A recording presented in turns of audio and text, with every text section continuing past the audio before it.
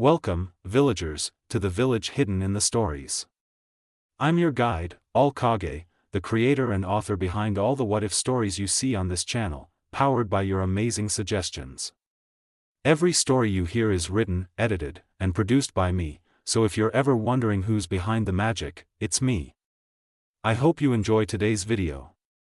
If you're new here, make sure to subscribe, hit the bell icon to stay updated, like the video, and don't forget to drop your what-if ideas in the comments.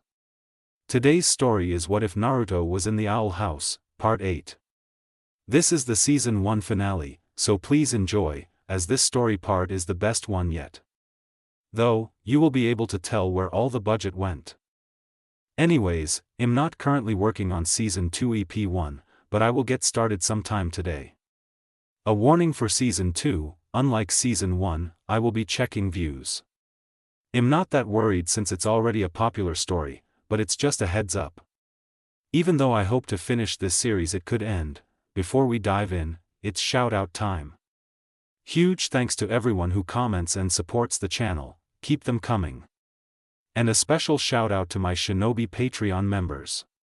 Omar and Francios Lyman, your support truly means a lot. If you'd like to support the channel, get ad-free videos, early access to transcripts, and more, the Patreon link is in the description. Also, don't forget to join our Discord village. It's the perfect place to hang out, discuss stories, share ideas, and get updates faster. The link is in the description. Now, without further ado, let's jump into this what if. Part 8, End of an Era. Lilith hit the ground hard. A dull boom rattled through the trees as she crashed into a bush, leaves exploding around her.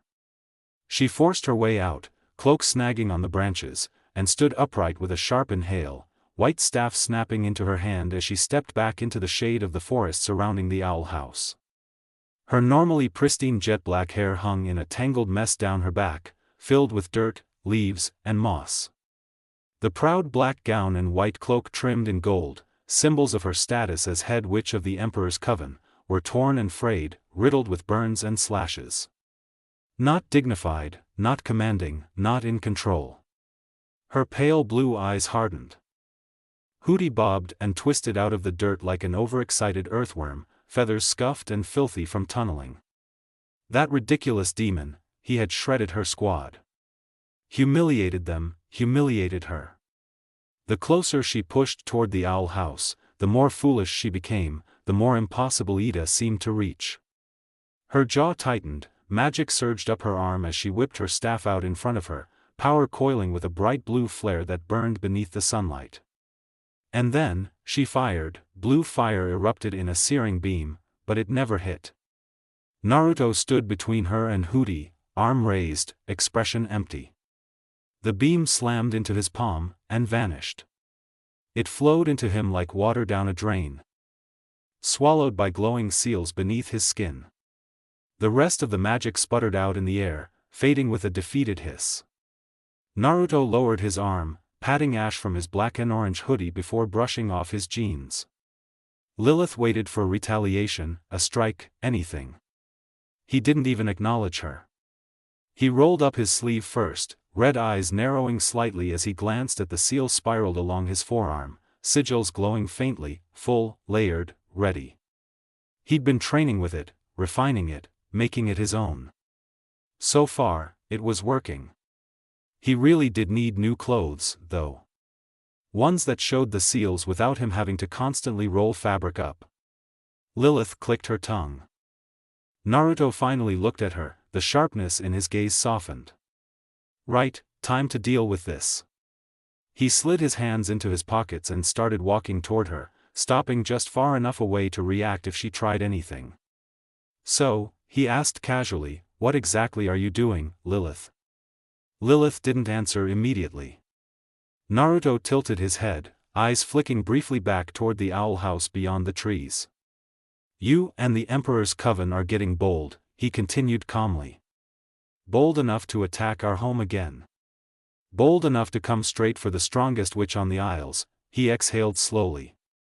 "Very sloppy," he muttered. "I thought we came to an understanding last time we met." Silence lingered. Lilith finally sighed.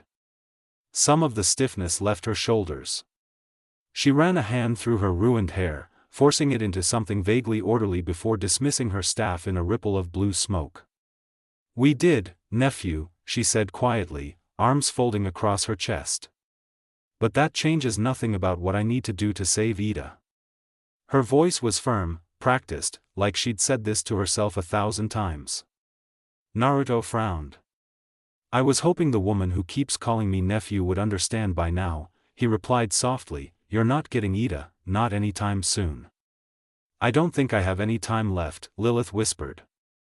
Naruto's brows lifted. "What's that supposed to mean?" "It is nothing you need concern yourself with," she deflected, looking away, then turning back with something softer, desperate in her eyes. "But you know why I must capture Ida. It may be the only way left to save her. The Emperor can heal her. Why would you stop me from doing that?" Naruto didn't answer immediately. He couldn't. He had plenty of reasons: Ida's wishes, his instinct, everything he'd seen. But his gut screamed louder than all of them. Bellows knew about chakra, Bellows sent the basilisk, Bellows knew something about him. And Ida's curse, it was getting worse. Something was coming, something big, he felt it in his bones. He looked back at Lilith, eyes softening despite himself. "Protecting her from the Emperor is my job," he said quietly. "It's my responsibility as her guard. She may not always need me, but I'll always stand with her. Because I know the Emperor isn't who everyone thinks he is. And my mom, she's right about him. More than anyone." Lilith didn't argue. She didn't try to. Naruto turned and started back toward the owl house. He took a few steps, stopped, and glanced back over his shoulder. "Stay close," he said. "I still need to talk to you about some things." Then he disappeared through the trees, leaving Lilith alone with the taste of doubt on her tongue. Naruto stepped into the house with a lazy yawn just as Hooty flung another coven guard into a tree, the body thudding like it weighed nothing. Ida chuckled at the chaos, sipping tea while watching through the window. She laughed again, dusting off her red dress before strolling back toward the living room, only for Hooty to slam yet another guard against the glass and drag them off into the dirt. "Hooty," she sighed with a fond, exasperated smile, "you're a thorn in my side, but you always dig your way into my heart." Naruto rolled his eyes, body shrinking and reshaping into his fox form as he hopped casually onto her shoulder. Ida barely reacted, she simply patted him on the head, slicked back her wild gray hair, and picked up the small cauldron she'd set aside earlier. Inside it was a swirling mass of sparkling black yarn, like magical spaghetti soaked in starlight. Ida stirred it with a wooden spoon, breaking apart the strands as Naruto watched closely. That was when Luz came in, still in her Hexide uniform. One look at the cauldron and her curiosity exploded across her face. "Ooh, magic sketty," Luz gasped, already reaching for the pot. Ida smacked her hand with the spoon. "No touching." She went right back to stirring. "This sketty is witch's wool," Ida explained, her voice turning serious. "It repels powerful spells. Every witch worth their salt has a cloak made from this stuff. Or," Naruto added dryly, "they just buy it from some witch who has way too much of it." Ida shot him a look. Luz leaned even closer to the pot. "I'm worth salt," Luz declared. "I want a cloak." She reached again. She was smacked again. "Easy, Luz," Ida sighed, setting the cauldron down for a moment. "I need this stuff for extra protection. The Emperor's goons have been getting antsy." Her tone hardened. "They're stepping up their game, sending more men. Even Naruto's been helping Hooty more than he used to." Naruto didn't comment, but the truth of it hung heavy. Luz's smile faded, her eyes locked on the cauldron, then lifted. "I think I finally understand why the Emperor wants you so badly." Her face brightened just for a second. "He's totally got the hots for you. Right?" Ida finger-gunned at her with a grin, then her expression sobered. "Emperor Bellows wants to control all wild magic through his coven system. He ordered my capture years ago because I refused to fall in line. Luz's joking expression vanished completely. He won't stop until he's got you, will he? It sounded like a question, but Naruto heard the truth in it. Luz was scared. He shifted to her shoulder, brushing against her cheek in reassurance. Ida's eyes softened. Don't sound so worried, Ida said, ruffling Luz's hair. I'm a master escape artist. The only thing that can slow me down is my curse, and that hasn't bothered me for weeks. Like a cruel punchline. Feathers exploded across her skin the second she said it. Naruto and Luz froze as the transformation took hold. Ida didn't even get a word out before the curse swallowed her whole, gem that was pinned on the breast part of her dress turning from gold to black. Her eyes flooded the same color. Teeth sharpened, ears stretched long and pointed, feathers burst through her hair and crawled down her body until gray plumage coated her completely. Her limbs stretched, claws tearing into the floor as massive wings unfurled. The owl beast roared. The sound rattled the house, the air, their bones. King, Elixir, Luz shouted. King popped out of the hallway and sprinted. Naruto was already moving. Body expanding, fur bristling as he shifted into his giant fox form. The owl beast lunged, Naruto slammed into it head-on, claws digging in to stop it from reaching Luz. I should have been paying more attention to Ida, Naruto cursed himself, straining against the beast's strength. Yeah, this was going to be trouble. A few minutes later, Ida gasped awake, or at least, as awake as she ever could be inside the curse. She stood in her mind again. A void, a memory, her old childhood bedroom suspended in darkness, the night pressing in from every side. And there she was, her younger self, a clean mop of red hair, asleep in bed. Ida let out a tired sigh. She knew this dream. She had it almost as often as the other one. She scanned the room for anything new, anything different that might help her, then turned as the bedroom door slowly creaked open. Once it fully swung wide, she groaned. Same shadowed figure, same blinding white aura. Still no face, still no clue. Still no way to know who cursed her. Ida gritted her teeth and marched forward.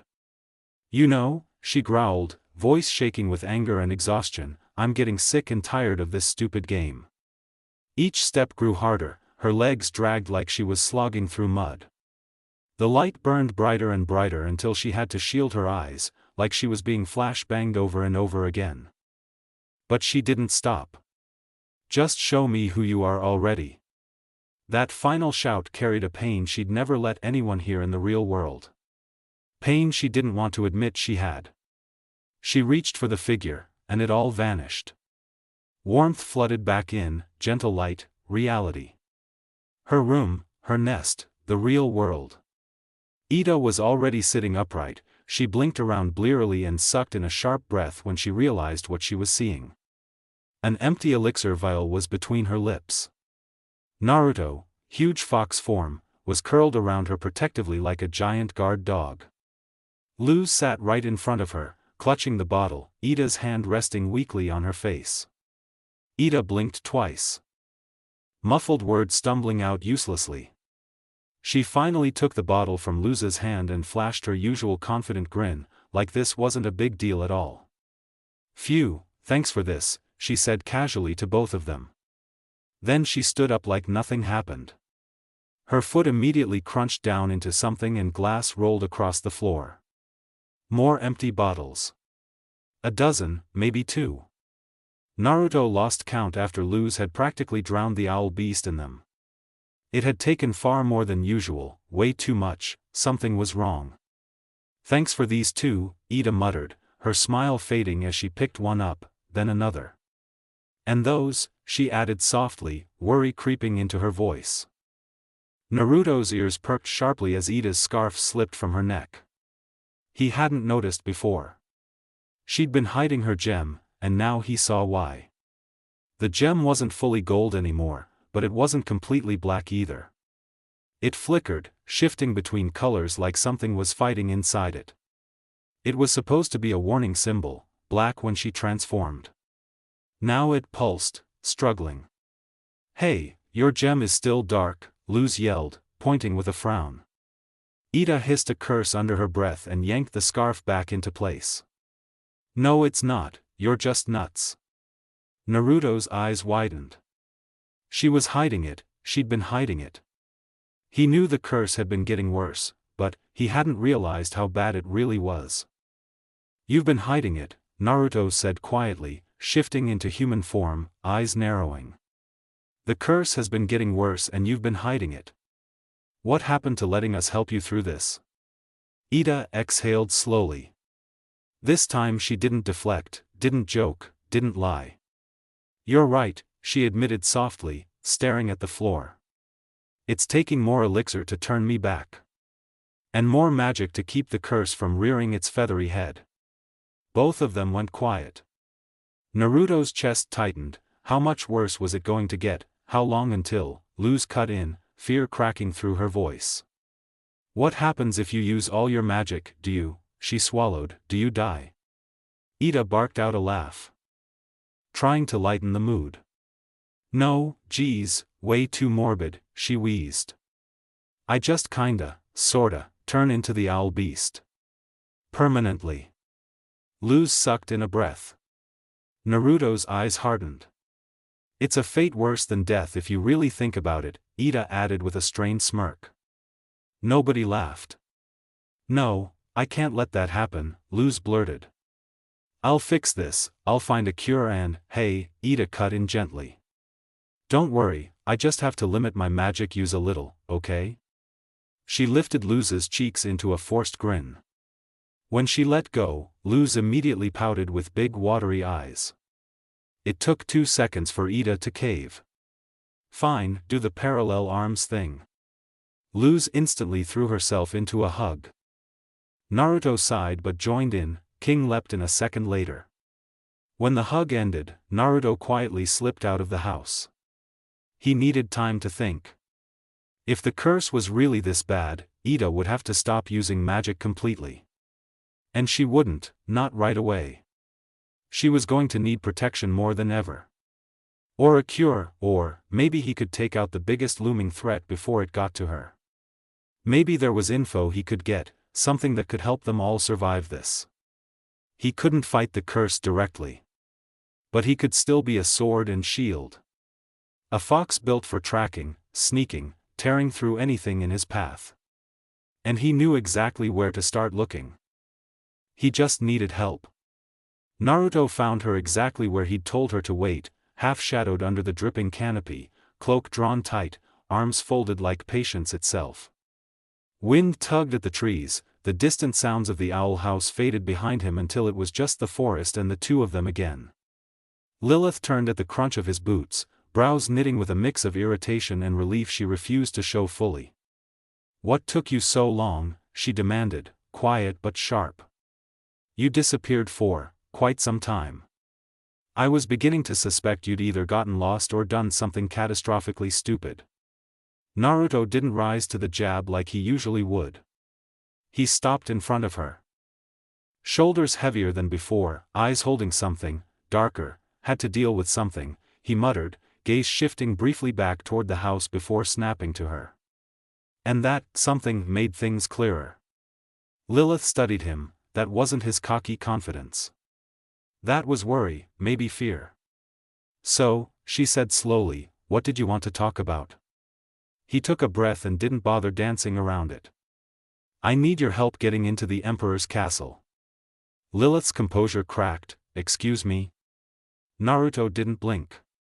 Ida's curse is worse than she's letting on, he said, voice low, urgency creeping in. She's been hiding it, it's taking more out of her.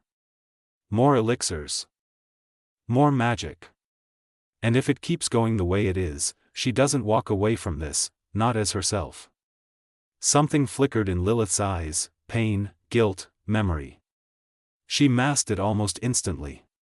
And you think sneaking into the most fortified stronghold in the Isles is the answer? I think answers are in there, Naruto shot back. Information, maybe a cure, maybe leverage, something. I'm not sitting around and watching her rot from the inside out because she keeps pretending it's fine. The forest wind filled the silence between them. Lilith looked away, jaw tense, brain working overtime. Part of her wanted to scoff, part of her wanted to say he was reckless, naive, childish. But another part of her replayed every moment she'd watched Ida suffer. Every moment she'd. Lilith didn't finish the thought. If there were another way, she murmured, half to herself, if I could, I would. Naruto watched her, hope barely restrained. But then her spine straightened, that composed, dutiful look locked back in place over the vulnerable cracks. No, Naruto blinked, seriously? I have loyalties, Lilith said, voice colder now. Responsibilities, the Emperor, the Covens, the Isles themselves, so you'll let your sister drown because you swore to the guy holding her head under, Naruto cut in, tone suddenly sharp enough to cut. Lilith froze. He didn't push further. Didn't scream, didn't beg, he just looked, disappointed. That's what I thought, he said quietly, turning away. Thanks for thinking about it, at least. Lilith opened her mouth, then closed it, hands tightening into fists at her sides. She turned as well, cloak flaring, walking deeper into the woods without another word. For a moment, it seemed like that was it. But Naruto didn't go home. He slipped into the shadows instead, steps silent, eyes locked on her silhouette as it disappeared between the trees. If you won't help willingly, he muttered under his breath, gaze hardening, then I'll just follow the one person who can get me in. Luz walked into the open courtyard of Hexide's entrance, where Principal Bump and a long line of students were gathered around something massive parked outside. It looked like a giant wooden kayak with wings, hovering proudly as if waiting to swallow everyone up for their fun educational experience. A field trip. Realizing exactly which field trip it was made Luz frown. She planned to just walk past, slip into Hexide, and have a quiet day where she didn't have to think about emperors, covens, or people hunting the only person who'd ever made this place feel like home. But Gus and Willow had other plans. Gus slid dramatically in front of her before she could get up the steps. Luz, you're finally here, he beamed. Ready for the field trip of a lifetime to the one. The only, Emperor's Castle. Luz sighed and stepped slightly aside, I was actually gonna stay behind. I really don't like the way they treat Ida. Gus blinked like the thought physically hurt him. You can't just stay in class, that's so boring. He immediately shoved a pamphlet into her face, plus you'd miss out on all the cool stuff. Luz pushed it back just enough to look at it, like what? Like ancient relics, Willow chimed in, smiling as she adjusted her glasses. She pointed to a decorated glove on the page, made of stone and wood, almost like it had grown instead of being crafted. This is the Plant Coven's Green Thumb Gauntlet, Willow said excitedly. It can grow whatever you imagine. Luz hummed, mildly impressed. And the Oracle Sphere, Gus added proudly, tapping another image, a glass orb wrapped in gold serpents. It shows you which path will help you become your best self. He leaned in eagerly, come on, how could you not want to see this stuff? Luz was about to answer, but something else caught her eye. A hat. Simple, purple brim, unassuming. But the caption underneath it hit like lightning. The healing hat, magic from the savage ages. Said to cure the deadliest diseases and the wildest curses. Luz's breath caught. The other relics were cool, fun, magical museum pieces. This one mattered. This could help Ida. Ida, who laughed everything off even when she was clearly crumbling. Ida, who fought because she refused to lie down and accept being broken. Ida, who had taken Luz into her life and never once made her feel like a burden. Luz didn't want to just watch her slowly lose herself. Not when there was a chance to fight it. And if this was the only way to help, then she needed it. By the time Luz snapped out of it, Gus and Willow were already boarding. Luz swallowed and followed them onto the ship. A short while later, they were soaring high above the boiling isles, skimming just beneath the clouds. Students cheered around her, laughing at the wind, pointing out tiny dots below that were probably horrible monsters. Luz sat off to the side, hunched in her own little corner, scribbling furiously in a notebook. She needed a plan, she needed to get that hat, she needed to help Ida. So focused on plotting, she didn't notice Willow and Gus watching her. "Hey Luz," Willow said. Luz yelped, practically launching out of her seat as she slammed the notebook to her chest. "Wah, I wasn't doing anything." Willow chuckled softly, "I was just saying, we're getting close." She gestured over the side. Below them stretched miles of forest, lush, tangled, endless. But in the direct center was a massive carved-out crater, an enormous ring of nothingness. Held in that emptiness was a pristine castle of white and gold, perched proudly atop a massive land mass made to look like pedestal that reached all the way to the bottom. Ahead of the castle, another platform held up by earth waited like a sky parking lot. Luz stared, equal parts stunned and uneasy. Before she could ask anything, Willow continued, "Emperor Bellows built it as a symbol of unity. Before he came to power, people were doing magic all wrong. He taught everyone that the only way to respect what the Titan gave us is through joining covens." Luz frowned slightly, gaze lingering on the gleaming castle. "You make it sound like the island is alive," she said slowly. "I know it kinda looks like a giant corpse, but I never really asked anyone about that. People called the Boiling Isles the Titan sometimes. She just, never questioned it." Willow nodded. "I always forget you must not know much about the Isles, even after a few months." She looked out thoughtfully. The Boiling Isles were a Titan once, a being of incredible magical power. Not much is known about it. It died, its body settled here. Its magic seeped into the world. The Titan is why witches can use magic at all." Luz stared. Then slowly looked down at her glyphs. Light, ice, plant, fire. She recently discovered fire from a stray fire spell in a grudge bee match. They were gifts she thought were just from nature, a lost magic old witches once had. But if the Titan was the source, then these weren't just magic. They were pieces of something ancient. Something alive, something connected. And suddenly Luz wondered what else she didn't know. Maybe about magic, maybe about the Titan, maybe about the Emperor everyone kept praising like a king. "It's a shame Amity couldn't make it," Willow muttered. "She'd love this trip." Luz hesitated, then finally asked, "Willow, would you say this Bellows guy is powerful?" Willow chuckled softly.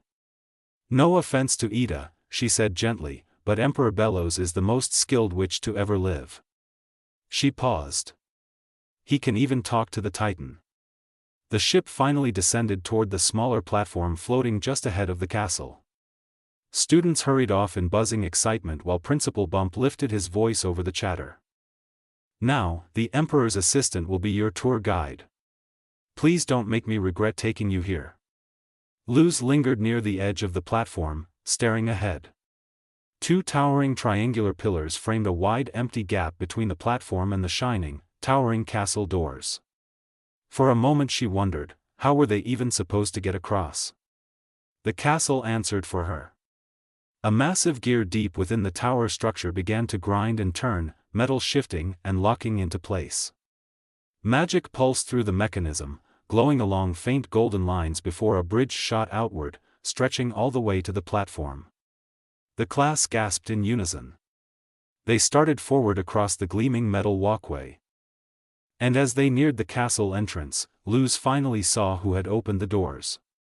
A small demon woman waited at the entrance. Her red skin contrasted against the white and gold cloak draped neatly over her shoulders, and perched atop her head was an odd blue claw-shaped hair. One end hung like bangs, while the other curled into a clenched fist behind her head. "Hello children of Hexside," she announced smoothly once they were close enough. "I am Kikimora, your guide for the day. Emperor Bellows welcomes you to his castle. We are honored by visits from students. You will all soon be a part of covens, and some of you may even find your home here, in the mighty Emperor's castle." The class erupted into eager whispers. Kikimora continued proudly, turning and leading them inside. You are the future of the Isles, my job today is to teach you its past. They stepped into the grand halls, guards stood lined along the walls and patrolled upper walkways above them, saluting as the students passed. Tapestries hung heavy with embroidered scenes. Marble statues loomed like silent watchers, and murals sprawled across the walls depicting history in sweeping strokes of gold, red, and deep shadow. Today, the Isles are a place of peace and prosperity, Kikimora explained, gesturing toward a mural of witches dancing wildly around a blazing fire. But that was not always the case. 50 years ago, witches and demons practiced wild magic during what we called the Savage Ages. Witches wielded dangerous, corrupted knowledge, and that dishonored the Titan. She led them onward toward another mural, this one of the Emperor bathed in radiant light, hand raised triumphantly while witches bowed in reverence below. That was, until our great Emperor ascended to the throne and taught us how to use magic properly. Now, our next stop is the Emperor's personal collection of relics. The students buzzed louder, excited again. Luz, meanwhile, couldn't shake the uneasy feeling twisting in her chest. Every word sounded rehearsed, polished, too perfect. Like the practiced lies the night market vendors spun to make something rotten sound like treasure. But she didn't have the time to unravel history today. She had a mission. As she followed the class deeper inside, she passed a large grate in the floor. She barely gave it a glance, too focused, too determined, but it rumbled faintly beneath her as something shifted below, something alive and restless. Luz didn't notice, but the castle did. Naruto moved, not quite quietly, through the vents. His fox tails merged into one, shrinking his form as his paws padded softly across the metal. He'd slipped into the castle just moments ago, trailing behind Lilith without her ever noticing. Now it was time to get to work. He wondered why Luz, Gus, and Willow were here. He hoped it was just a field trip. Something harmless. They could handle themselves, he knew that. Still, his gut twisted. Naruto navigated the castle the best he could, slipping through halls like an unseen wild fox, a shadow no one could track. First, he searched for archives, log rooms, record vaults, anything the coven might use. Somewhere knowledge was stored. Anything that might help Ida. Anything he'd missed in 7 years. Even the so-called healing hat was useless. He found notes explaining it had weakened from decades of disuse. The cure was a dead end. So he turned to Bellows. He dug for information, rumors, anything, even scraps that couldn't be trusted. Nothing. Nothing except what everyone already knew. Nothing except what Bellows wanted people to know.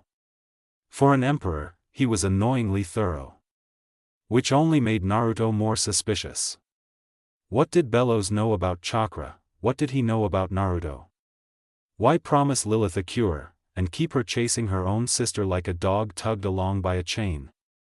Naruto needed answers. He needed something to silence that gnawing voice in the back of his head telling him something terrible was coming.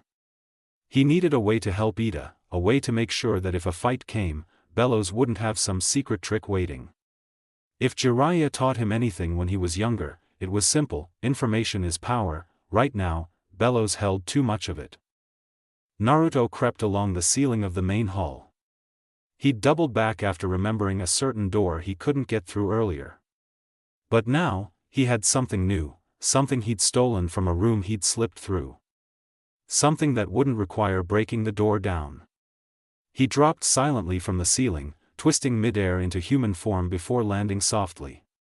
He scanned for guards. Clear. Rolling up his sleeves, he checked the seals on his arms. 8 full slots, none holding what he needed. Then he remembered. His legs. He tugged up his pant leg and found the single filled seal slot there. A spell he'd stolen from a guard. A spell that made whatever it touched invisible.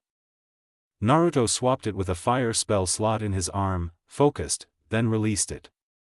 He vanished, weight lifted, he floated. Then he drifted forward, straight through the door, and abruptly reappeared, crashing face first into darkness. "Ow," he muttered into the floor. Note to self, test new spells first. Also, apparently, he had used all that spell up. He'd need a way out, but he'd figure that out later. Naruto pushed himself up, shifted back into fox form, and melted into the shadows. This wasn't a bedroom, this wasn't an office. This room felt alive, too big, too hollow, like a throne room carved into the bones of something ancient. No windows, no light, just stone. And hundreds of metal pipes weaving through the walls like veins. And hanging above it all, a massive, dark green heart. Beating, slowly. But beating. The Titan's heart. Unfortunately, he wasn't alone. Lilith knelt at the throne, bowing low, not respectful, groveling. The air tightened around her like invisible chains. 2 guards stood at either side. And seated before them, Bellows.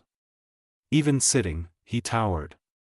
Easily 7 feet tall, black and gray robes beneath a cloak of white and gold, designs more intricate than any other Emperor's Coven uniform, his hood shadowed his head.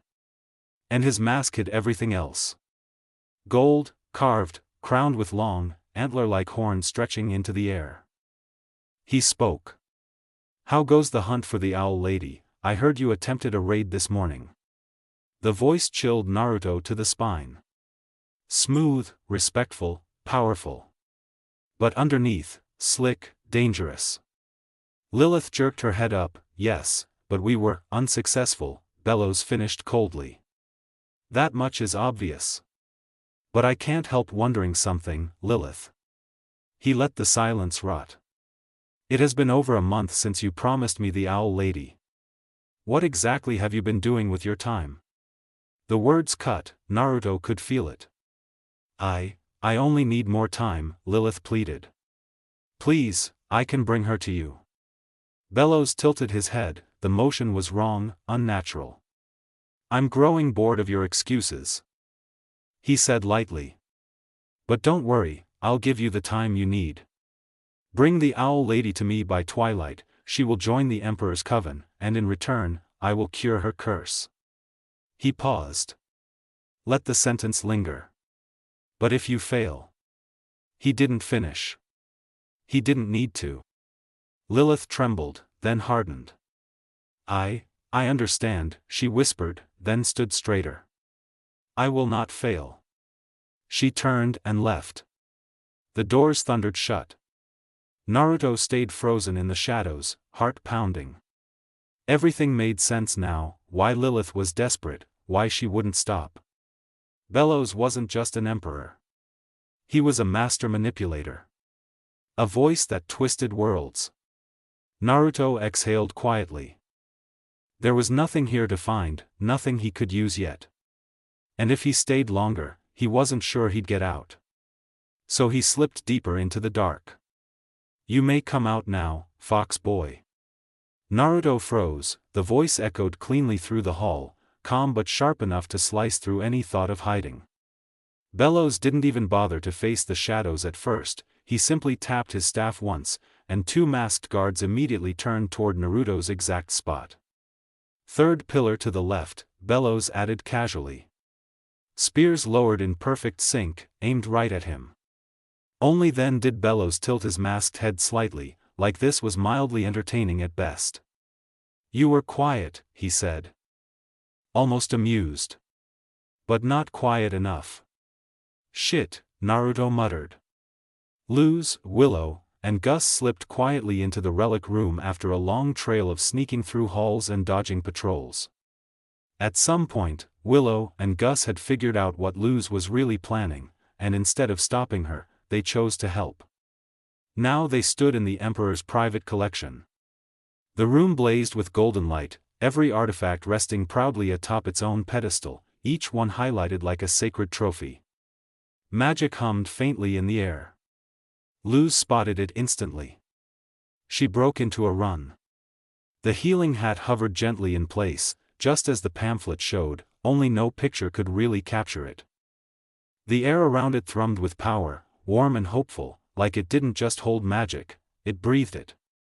Ida's last hope, Luz thought, jaw tightening as she reached out. She braced herself for alarms, guards, something. Nothing happened. Her fingers wrapped around it. It feels, Luz's breath caught. It feels full of magic. Just touching it, it's like energy is pouring off it.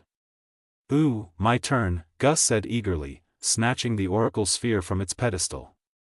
Time to meet my best self. Purple smoke burst around him and a ghostly, tinted double appeared. You're already your best self, it said warmly. Gus burst into tears on the spot, clutching the orb as his copy patted his back. Willow hesitated, then slid her arm into the green thumb gauntlet. Vines surged forward, blooming into a thick, powerful limb of bark and leaves. Shaped to look muscular, masculine. She blinked at it, cheeks flushing, then quickly dismissed the spell and placed it back. The three regrouped in the center of the room. Now we can cure Ida, Luz said, a hopeful smile tugging at her lips, only to falter. And we'll get it back before anyone notices it's gone. The room trembled. The walls warped, reality bending like a heat haze, then a voice thundered through the chamber. I will know. They all snapped their eyes upward as the world normalized again. We need to go. Willow whispered. I'm afraid that isn't possible, a familiar voice replied. They turned toward the doorway. Lilith stood there, calm, composed, staff glowing cold blue. Well, if it isn't Ida's human, she purred, lips curling. How perfect. She stepped forward, they stepped back. Aren't I lucky to find you here? Stay away, Luz snapped. If you touch us, Ida will come after you so fast. Lilith vanished. Then reappeared right in front of Luz. That's the plan. Her staff spun, the air sliced apart as magic roared to life. Blue flamed wood exploded from the floor, coils snapping shut around Luz, Willow, and Gus, binding them tight. Lilith didn't lose her smile once. She approached Luz first and plucked the healing hat straight from her grasp. That doesn't belong to you. Wait, Luz yelled, struggling helplessly against enchanted wood. I need it to heal your sister. Lilith paused. Then scoffed. This, she said coldly. Something like this could never cure Edelin's curse, all of these relics are useless. The hat burst into blue fire. It crumbled into ash between Lilith's fingers. No, Luz cried, breath shattering. That was her last chance, her one way to help. The wood released her suddenly and Lilith seized her, dragging her forward before turning her icy gaze to Willow and Gus. A flick of her staff, and the bindings flung from them and coiled instead around the staff itself. You two will deliver a message, Lilith said sharply. Tell Idalin, if she ever wants to see her human again, she will come here. The staff shot upward, dragging Willow and Gus screaming out through a window in a streak of blue light. Luz barely had time to process any of it, before the castle swallowed her whole. Naruto sucked in a sharp breath as his arms shrank back to normal, his body settling fully into human form. Those two guards alone had been a pain in the ass. But what did he expect after getting caught? He was still standing in the Emperor's throne room, dark, enclosed, oppressive, under the full weight of Bello's gaze. How the man had found him, Naruto didn't even want to think about. How he was going to get out of here, that was the problem now. That was entertaining, Bello's voice cut through Naruto's thoughts like a blade. Naruto stiffened. Still trapped, still in danger. Bellows continued, calm and composed. You may rest yourself. After the performance you've put on, I merely wish to have a conversation with the nine-tailed demon fox. His tone was too calm, far too calm. It didn't soothe Naruto, if anything, it wounded his nerves tighter. What angle was this guy working? Why talk instead of attack? How would he get out of this? Naruto's eyes narrowed. What do you want to talk about? Well, you of course. Bellows spread his hands slightly, like this was casual. Naruto could practically feel the smile beneath that mask. What? Naruto blurted. Bellows chuckled, low, dark, genuinely amused. You're a fascinating demon, fox boy. I've wondered, for years now, when we would cross paths. And here you are, sneaking through my castle as though you own it. Naruto's glare sharpened, but Bellows rolled on, voice smooth. Most entities from your corner of reality thrash around the aisles blindly. Yet you, for 7 years, you've adapted. You live among us, you've become part of this world. The Titan is very pleased. A growl rumbled in Naruto's throat. Sweat tickled the back of his neck. He tried to stay steady, but the man's presence was suffocating, and worse than that. The implications. Had he been watching him? Naruto forced himself back to focus, scowl deepening. Don't feed me the Titan crap you give everyone else, he snapped, even though the sweat didn't stop. If you know that much about me, then you've been spying. And someone with your power shouldn't be going unchecked. Bellows tilted his head lazily and rested his hands on his throne. Whoever said anything about spying? I simply follow where the Titan guides. Naruto growled deeper, he didn't believe a word. Bellows almost sounded fond, you really are admirable, young fox. I almost don't know what to do with you. The owl lady is simple enough, the Titan wishes her petrified for her crimes. Naruto's eyes widened. Bellows said it casually, like it meant nothing. But you, Bellows leaned forward slightly, the air seemed to tighten. You are a variable the Titan cannot place, unpredictable, unreadable. Your energy, your chakra, is powerful, useful. Naruto's fists clenched, so you did send that basilisk after me. Another amused chuckle, of course, it was merely a test. A test. That test nearly killed Amity. It would have drained all of Heck's side.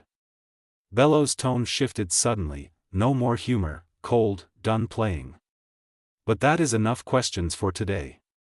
You have amused me, and the Titan has yet to decide what to do with you. So, I will allow you to leave, try not to cause too much of a mess on your way out. Naruto blinked, you're just gonna let me go, you're not worried I don't know, find something? Oh please. Bellows laughed, soft, mocking. You won't find anything I don't want you to find. A chill crawled down Naruto's spine. Now go, Bellows finished, bored again. Return to whatever it is you do with the human and the owl lady. I'm already tired of you.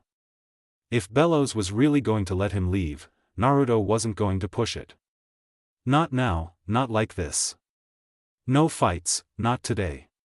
Even if Bellows was right about one thing, Naruto probably wasn't finding anything important here, this conversation confirmed enough. And every part of him hated what it meant. Minutes later Naruto moved fast, breath steady but thoughts anything but. Bellows' voice still clung to the inside of his skull, those carefully chosen words echoing like he'd meant for Naruto to carry them. Half-truths, empty hints, a ghost of a smile under the mask that knew more than it said. Great, another creep who thinks he's smarter than everyone. Naruto clicked his tongue, skidding around a corner as he sprinted through the halls.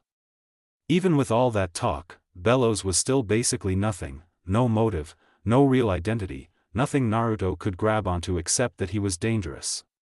He just needed a way out, then he could think. He burst out onto an upper balcony and froze.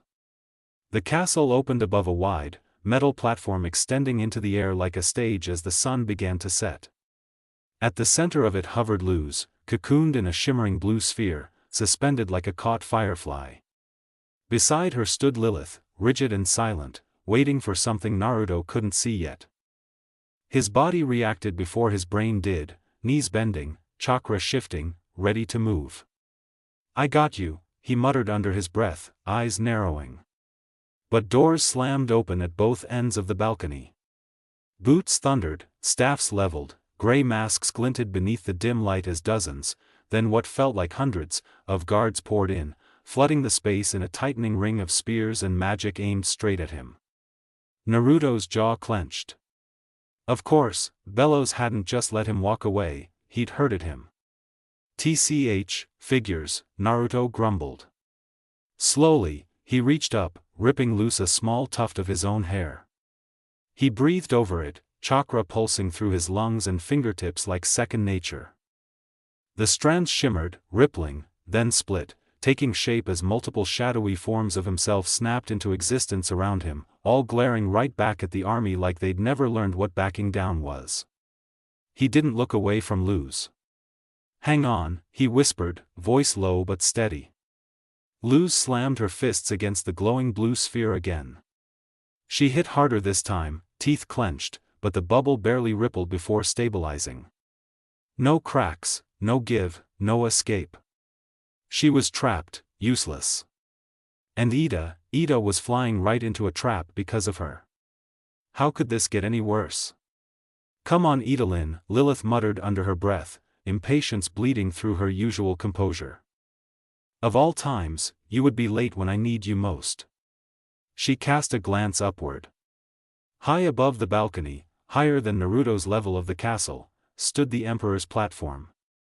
Emperor Bellows himself lingered there, framed by the darkening sky. Silent, watching, waiting, judging whether Lilith would fail him again. She refused to. The sky flashed suddenly, clouds cracked open in a fierce blaze of gold. Thunder rattled the metal beneath their feet. And like lightning striking earth, Ida appeared in the center of it, hovering in the sky, staff gripped tight, fury burning through her eyes. Her glare locked onto Lilith with enough heat to scorch the air between them. The atmosphere sharpened. Tension thickening, the world itself seeming to hold its breath. Ida was here. And she was furious. Without a word, she whipped her arm and hurled something past Lilith's face. It sliced the air in silence, until it speared into the castle wall with explosive force, cracking stone and embedding itself deep. Lilith whipped her head toward it. Her staff, the familiar white wood now buzzing with gold lightning, thrumming like a warning. When she turned back, Ida's grip tightened on her own staff. Lilith smirked lightly. "Perfect." "Sister," Lilith called, voice proudly theatrical as she spread her arms, stepping forward like a presenter on stage.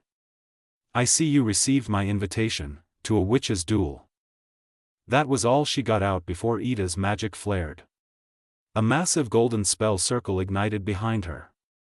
Light thundered downward in rapid bursts, raining bolt after bolt of blazing yellow energy around Lilith. The impacts shook the bridge, shockwaves rippling outward. Lilith snapped a blue shield into place just in time, bracing as blast after blast hammered it. The instant the barrage faded, Ida was already on her. Her eyes flashed full gold and she shot downward like a comet, streaking past Lilith, circling, blinding with speed, presence, fury. Lilith tried to cast another shield, but a lance of yellow lightning shattered it mid-formation. Her smirk vanished. Snapping her hand back. She summoned her staff to her grip and finally steadied herself. A blast of blue fire roared from her staff, streaking across the bridge. Ida batted it aside like nothing, lightning crackling around her like armor. "Where is she?" Ida snarled, voice cutting sharper than any spell. She launched forward again, ready to crush Lilith into the ground. "Easy now," Lilith said quickly, hand raised. Ida froze midair, hovering inches above the bridge, every muscle coiled, every instinct screaming at her not to trust, but Luz suddenly floated forward in her bubble beside Lilith. "The human is safe," Lilith declared, firm and clear. "You can have her back," she continued, voice hardening as she stepped protectively between Luz and Ida again. "Provided you do as I say. Renounce your wild ways, join the Emperor's coven, he can cure your curse." Ida's fury flared darker. "Don't believe everything that bonehead tells you," she shouted. "He doesn't want to cure me, he wants to control me." Lilith's jaw tightened, she twirled her staff. "Then I will take you in by force. You've always looked down on me because I refused to bow," Ida spat. "But that just made me work harder than you ever did." A towering owl of gold light burst into existence around her as she slammed her staff down. It shrieked, then Ida rocketed forward. She crashed into Lilith in an instant, staff slamming into her and launching her skyward. Ida followed, striking again. Lilith vanished. She reappeared behind Ida with a kick.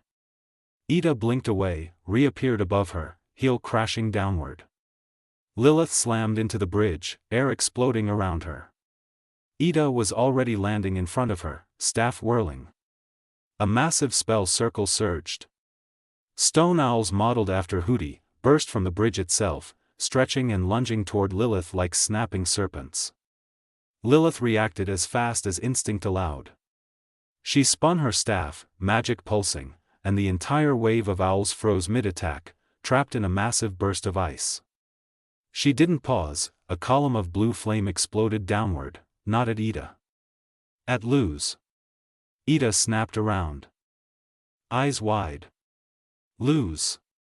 She blasted forward, slamming her magic into the bridge, twisting its structure to hurl Luz aside just as fire scorched where she'd been. Once Luz was safe, Ida grit her teeth, venom glaring back at Lilith. Another flash, both witches collided in the air, gold meeting blue in a storm of sound and magic. They slammed together, broke apart, slammed together again, over and over, until both crashed back onto the bridge, landing hard in opposite blasts. No words. Just war. Ida struck first, staff raised, Albert's eyes blazed. Stone owls surged again, binding Lilith. Sweat beaded Ida's brow, but she didn't stop, spell circles flared, lightning gathered. And a massive beam of electricity crashed down around Lilith, engulfing everything. Lilith grit her teeth, bound in stone, but she still smirked. A flick of magic. Luz was yanked in front of her, a living shield. Ida's eyes blew wide, she jerked her staff, forcing her blast upward just in time. It burned out uselessly into the sky. The battlefield stilled. Ida panted, shoulders heaving. Lilith leaned heavily on her staff, breath ragged as the owls finally dissolved away. "Stop hiding behind Luz, you coward," Ida rasped, voice weakened but furious. Lilith narrowed her eyes behind her fatigue. "It's sad to see you fading, sister," she said softly, cruelly. "Tell me, is it the curse?" Ida didn't answer, she didn't have to, her gem did. Black creeping deeply into the gold. "Ida, your gem," Luz cried, banging desperately on the orb. Ida ignored her. "Maybe it is the curse," Ida hissed, then smirked. "But how pathetic does that make you, that you still can't beat me at my worst?" More spell circles spiraled above her, lightning cascaded downward, blasting relentlessly toward Lilith. The bridge owls shoved Luz back toward the castle to protect her as the magical assault rained on. Lilith braced under a massive blue barrier, struggling beneath every impact. "Maybe you are stronger than me," she growled. "So I became smarter, craftier. A lapdog for a tyrant." Ida snapped back. Neither noticed Luz breaking free of her prison behind them. "You always thought you were better than me," Lilith shouted back, rage finally snapping. "That I could never beat you in anything." "I am better than you," Ida roared. Hit after hit, Lilith couldn't counter. And then something in her cracked. "Then why were you so easy to curse?" Silence. Even the air froze. Lilith slapped a hand over her mouth. Ida's eyes widened. A cold spear of betrayal pierced through her chest. Luz gasped, even far across the battlefield. Naruto's fight paused at the sound. The memory flashed, two children under moonlight, red hair instead of gray, a shadowed betrayal now wearing a familiar face. Lilith scrambled, words stumbling frantically out. "And I can remove it," she pleaded, guilt bleeding through her voice. "Just, please, let me explain." Ida turned away, her hands shook. Her fury didn't, it grew. Her blood burned, her magic screamed. Her heart cracked, then she snapped. With a scream of pure wrath, she blew straight through Lilith's shield like it was paper. She swung, every ounce of strength, rage, and heartbreak pouring into one brutal strike. It landed. Lilith slammed into the castle wall with such force the stone cratered around her, pinning her in place. And for one suspended heartbeat, everything broke. Finally, Luz ran toward Ida. She needed to stop this, before her friend couldn't walk away as herself. Ida, stop, Luz cried. If you keep going, you'll turn. Ida looked down at her chest. The gold in her gem was almost completely gone, swallowed by writhing black that crawled upward like venom through her veins. And even then, she didn't seem to care. Lilith winced when she saw the state Ida was in, but still forced a smug smile. With one sharp wave of her staff, blue magic wrapped around Luz. Human, Lilith called smugly, that orb was for your protection. A flick of her wrist sent Luz drifting off the side of the bridge. And once the magic fell, so did Luz. Her scream tore through the air. Raw and panicked. Luz, Ida choked out. Her hands shook as she desperately drew a spell circle. Yellow light burst into existence, wrapping around Luz and stopping her fall inches above death. Beneath her lay a jagged bed of demon spikes, twisting like monstrous teeth eager to impale her the second gravity took hold again. Luz glanced down at them, fear tightening in her throat. But the spikes weren't what terrified her. She looked back to Ida, voice shaking. You have to stop, you'll run out of magic. Ida only laughed weakly, struggling to hold the spell. It's my power, kid, she strained. And before you showed up, I spent most of my life wasting it. Lilith smirked and summoned a massive conjured hand, shoving Luz closer to the spikes. Ida's body trembled under the effort. Luz screamed her name again, but Ida wasn't listening. Her gem darkened fully. Blackness flooded her eyes like ink spilling into water, staining every last hint of white. Her magic flickered, slipping under the weight of the curse as it clawed deeper and deeper inside her. Shit, Ida breathed, fear finally cracking through her bravado. She looked at Luz, truly looked at her, like she wanted to remember her face. Listen to me, Ida said through clenched teeth. I'm going away. And, I don't know if I can bounce back this time. Watch over King, feed Hootie, and make sure that Bratty Fox doesn't cry too much when I'm gone.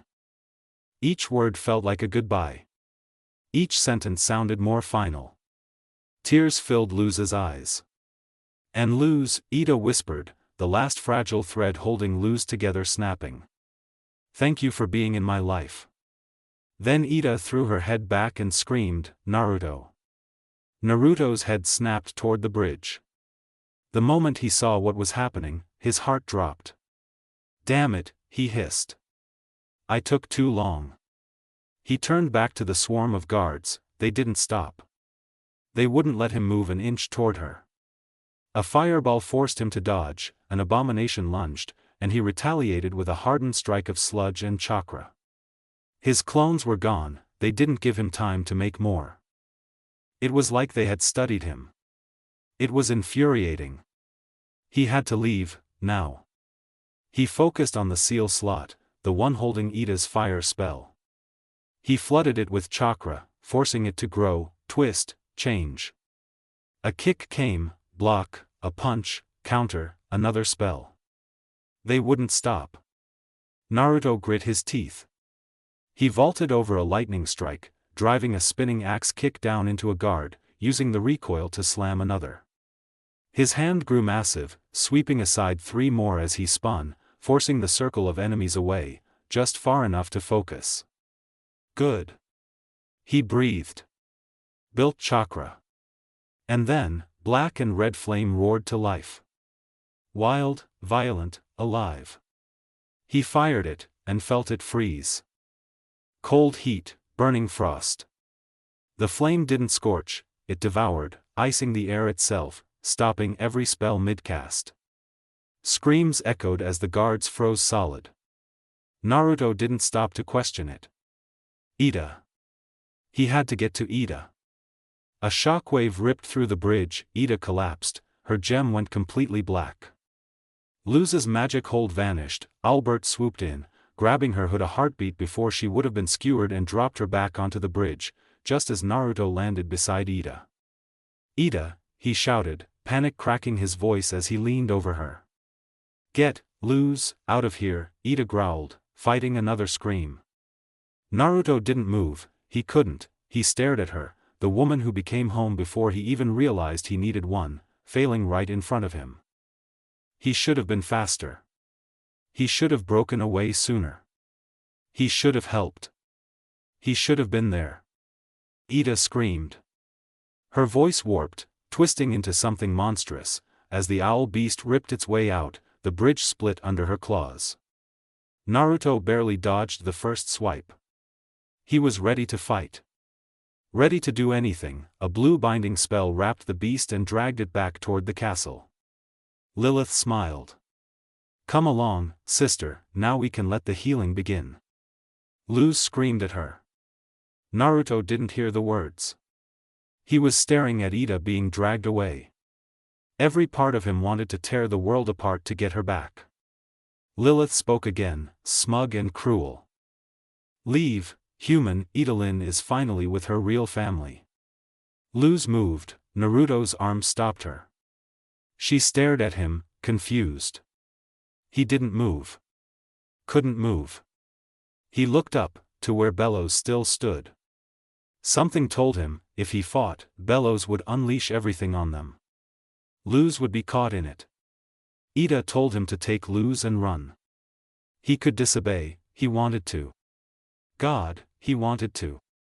His jaw trembled, his throat burned, rage clawed at his chest. He wanted to scream, to rip the castle apart. To take his mother back.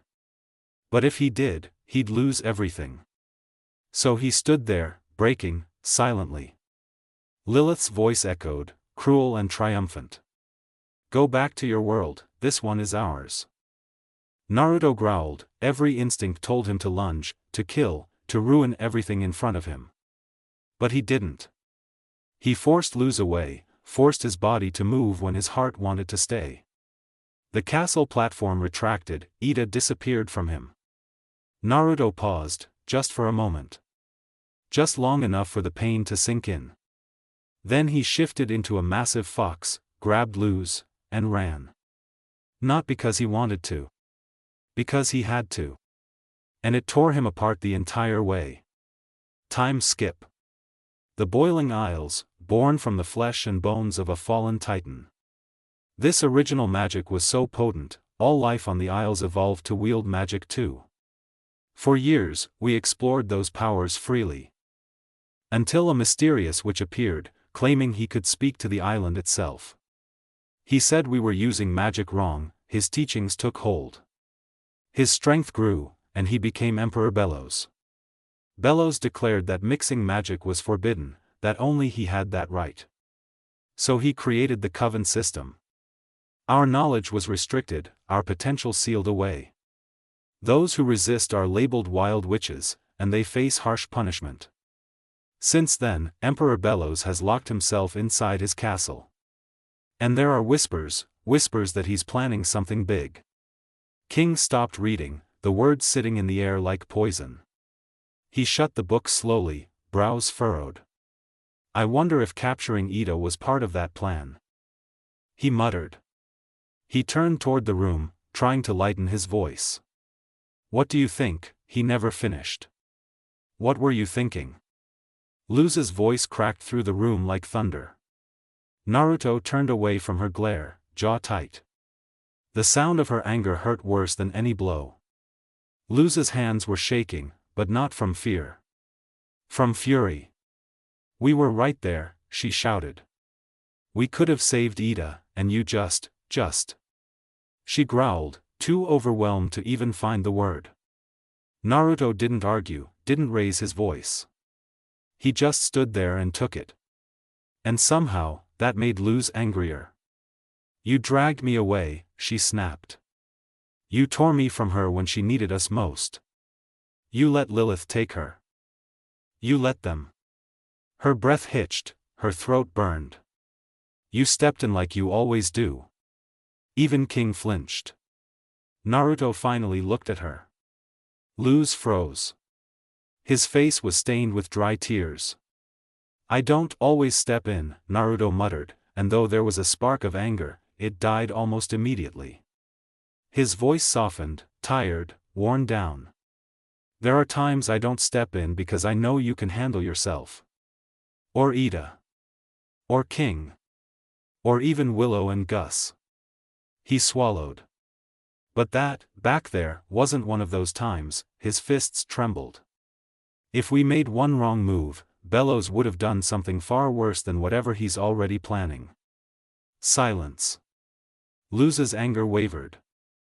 Guilt crept in. She hadn't considered that protecting her meant hurting him too. He didn't want to leave.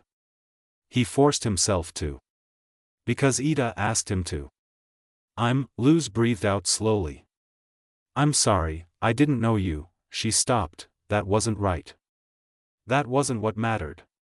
We need to go back, we need to save her before Bellows does anything worse. Naruto snapped his gaze toward her, worry replacing grief. Don't talk stupid. It's the only chance we have, Luz shot back. What happens if we don't? Naruto's expression hardened. He didn't budge, but there was fear beneath the steel. That's not what I meant, he muttered. We know what he's going to do. After all this time. It's obvious. His voice shook, then steadied. Going back now would be suicidal. We don't even have a guarantee we'd make it out alive. He turned away again. It's better if we stay here, where it's safe. Luz stared at him. So you're just giving up, she demanded. That's not the Naruto I know. Luz, King warned softly. I don't think you can change his mind right now. Luz looked between King and Naruto. Naruto wasn't being selfish. He was terrified. Terrified of losing more than he already had. And that hurt. She took a breath, then stepped forward and wrapped her arms around him, pulling his face into her chest. Naruto went scarlet. Hey. What are you? She didn't let go. I don't care what happens, Luz said quietly, voice unsteady but firm. I got captured, Ida saved me. And now she's paying the price for my mistake. I'm not sitting here, I'm going to save her. And the Naruto I know, wouldn't let me do it alone. He tried to turn away, even with his face buried. Luz, I don't know if I can. I'm scared, Ida might already be gone. If we mess up, stop, Luz cut in. You do this every time, you overthink until you talk yourself out of doing anything. Naruto went even redder, but she continued. We'll be careful, but just this once, let someone else worry about everything that could go wrong. Just come help me save her. The room went quiet. Naruto didn't move. Didn't breathe. Didn't speak. Then. He groaned softly.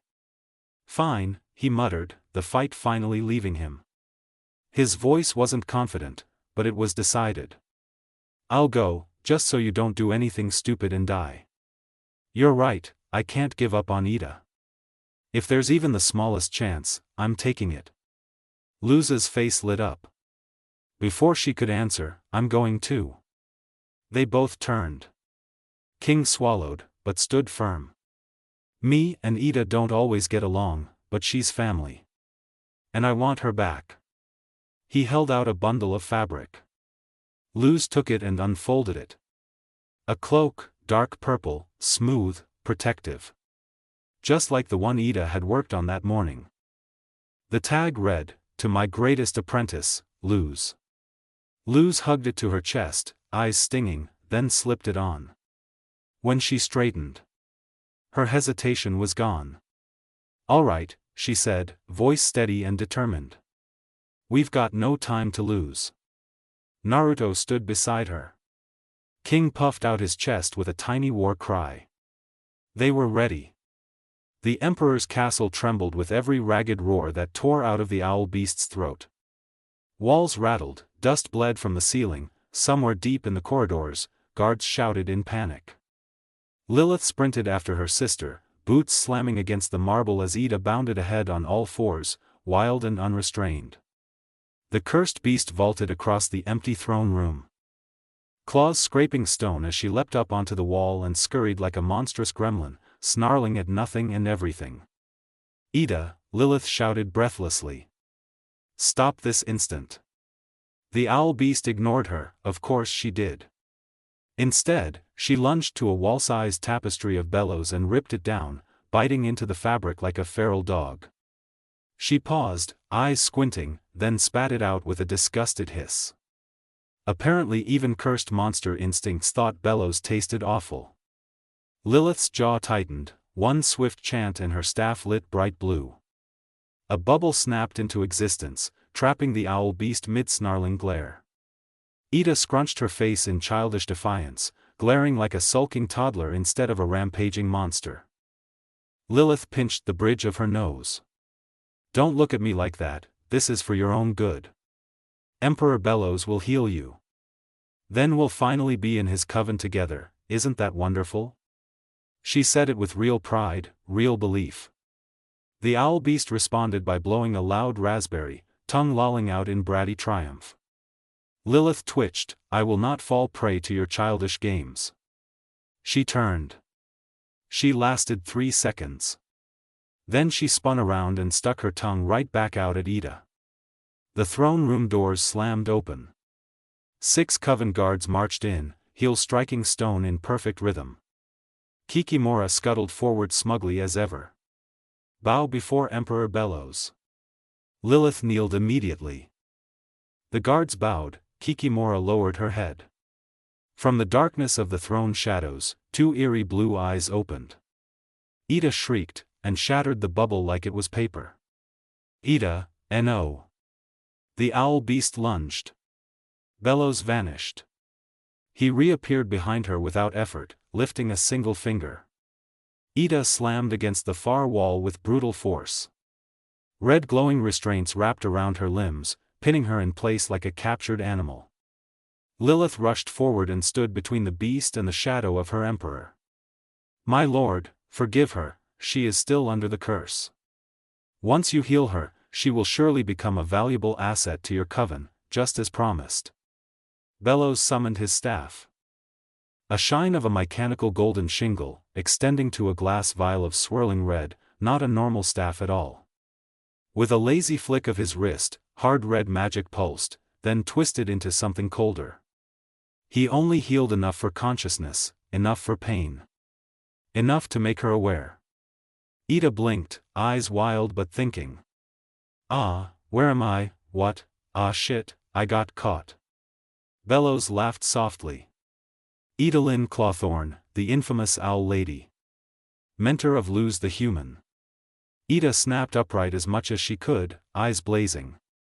"You stay away from her, or so help me Titan, you misunderstand," Bellows chuckled. "The girl is safe, for now. All I want is the portal she came through." Ida grinned. "Tough luck, bones for brains. I'm not telling you squat." Bellows sighed like she was an inconvenience. "Well, then I suppose I'll simply ask the human myself." He snapped his fingers. Guards moved instantly. "Wait, don't touch her. Lilith, don't let him touch Luz, don't let him." Lilith forced a smile, taking her to the healing ceremony. Bellows stopped. Silence froze the room. "I won't be healing her." Lilith's voice cracked, "But, you promised." His tone went cold. "Don't be naive, Lilith. This is the Titan's will. All wild witches must be dealt with before the day of unity. Surely you understand." Her face fell. She bowed. "I do." "Good."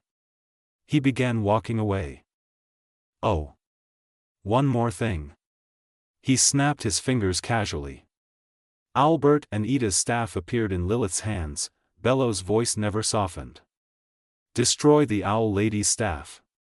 She won't be needing it anymore."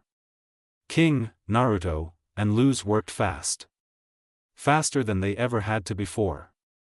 Only minutes after escaping, the 3 learned the truth from the news. Ida was being taken to the conformatorium. For petrification. The same prison they had stormed on their very first adventure together, but this time, it wasn't a rescue mission for a fake crown. This was a countdown to execution. Petrification wasn't just punishment. It was a living death. Stone, silence, darkness, forever. Bellows wasn't hiding it either, he'd turned it into an event, a warning to the Isles. The three of them refused to let that happen. They broke in easily, old memories guiding their steps. They ran into Warden Wrath again, briefly. Naruto put him down, Luz made him draw a map to Ida. After that it was just shadows, hallways, and tension thick enough to choke on. Dark corridors, guard patrols, the sky darkening overhead. They searched, they slipped between eyes, knocking out anyone who got too close. Until finally, a final hallway, a massive double door, wood, iron-bound, locked. Their last barrier. Luz turned to King, determined, while Naruto kept scanning the hall. "Watch the door." King nodded silently. Luz slapped a glyph onto the lock. Frost crept over metal, and the padlock shattered. She and Naruto slipped inside and shut the door quietly. The room was huge, stone walls, chains, shadows swallowing everything. Silent. Dead. The kind of silence that didn't feel empty. The kind that felt like grief was already living there. Luz made a soft light glyph, a glowing orb flaring to life. "Ida," she called gently. Her breath caught. Naruto stopped moving. Ida, still trapped in the owl beast, was chained in the center of the room like some wild animal. Shackled to the floor, head down. Naruto moved first. He sprinted forward. Hands half-shifting into fox claws, heat blooming as he coated his fingers in chakra fire. He brought it down in a brutal strike, clink. That was it. No shatter, no break, not even a dent. Just a cold metallic sound echoing in a hopeless room. It was enough to wake the beast. Ida lunged, snarling, eyes black and empty, claw raised to kill. "Wait." Luz shoved the light up toward Ida's face, voice cracking yet strong. "It's us, Ida, it's us, we're here." The light wasn't bright. But it was warm. And warmth was enough. The monster eyes softened, gold returned, breath steadied. Ida blinked once. Twice. Luz, Naruto? Consciousness, relief, pain. "Oh no. What are you two doing here?" Panic already soaked her voice. "It's okay," Luz tried to smile. "We're here to save you." She slapped a fire glyph on the chains. It burned. Then fizzled. Paper disintegrated uselessly. Her smile died. Naruto's jaw clenched. "None of our magic is strong enough," Ida breathed. The hopelessness in her voice hurt worse than the chains. "You need to leave. Now." Neither of them moved. "But," Luz's voice cracked. "I can't let you stay here." She struck another glyph. "Nothing. It's my fault you needed to save me." Another, tears spilled. "It's my fault you got captured." Her hands shook. Her heart burned. The guilt crushed her lungs. She couldn't save Ida. She wasn't strong enough, and suddenly that truth felt heavier than any chain. Naruto wasn't doing better. He slashed chain after chain with desperate force, claws sparking and scraping, nothing. Not a scratch. He wouldn't leave again. Not this time. Not when it mattered. Not when it was Ida. He couldn't lose her. "That's enough. Both of you." Ida's voice stopped them. Gentle. Firm. Final. They looked up at her. Tear-blurred. Breaking. "I'm here because of my choices," she said quietly. "I broke Bellows' laws. And I don't regret a second of it. I got to live free. I got to meet you. I got to raise this brat." She tried to joke. It hurt too much to laugh. Naruto's fists trembled. No, he snapped, voice shaking. Don't talk like this is the end. It's not. Luz dragged me here to save you, and I'm not running again without you. The shame of leaving before still burned too deep. Ida softened. She placed a clawed hand on both their heads. Naruto flinched. If you stay here, I can't protect you. Her tone sharpened. You need to leave. Now. Luz broke. But we're a family, she sobbed, pressing Ida's hand to her cheek. Us weirdos stick together, remember? Ida smiled. Then let go. She reached into her feathers and pulled out the portal key. One click. Sparks flashed. Light cracked through the stone floor. The portal door rose up behind them. The human world waited. Neither kid moved. Luz. You already have a family. Go back to them, Ida said softly. Naruto didn't look up. He didn't trust his face to hold together if he did.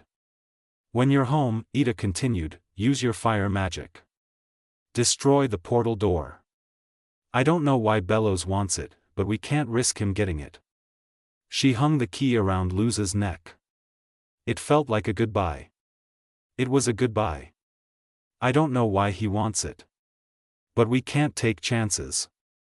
Luz collapsed forward, hugging her. I love you, Ida.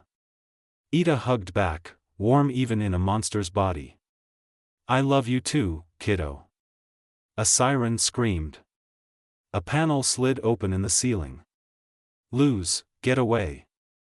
Chains snapped brighter, a cage forming around Ida as the ground began to rise. No. Luz grabbed onto her, refusing to let go. Not yet. Please, not yet. I'm sorry, Ida whispered. She pushed Luz back. Goodbye. Ida. She disappeared. The platform sealed. Silence crushed the room. Luz dropped to her knees. Her hand covered her mouth. Her shoulders shook. Her world cracked. She'd failed her. She'd failed again. And for the first time in a long time since she'd come to the Isles, she didn't feel like a hero. Just a kid who wasn't strong enough. Naruto stood frozen.